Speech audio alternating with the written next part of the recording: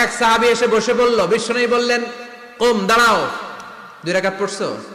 সাহাবী কেন পড়ি নাই। বিশ্বনবী বললেন ইরকা রাকাতান, 2 রাকাত পড়ো। সাহাবী 2 রাকাত পড়া শুরু করলেন, বিশ্বনবী আবার খুতবা দেওয়া শুরু করলেন।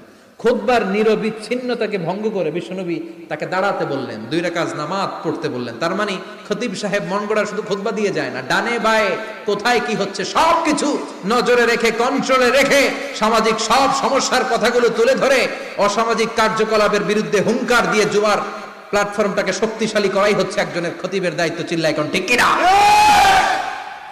এ কাজই করেছেন বিশ্বনবী 500টা খুতবায়।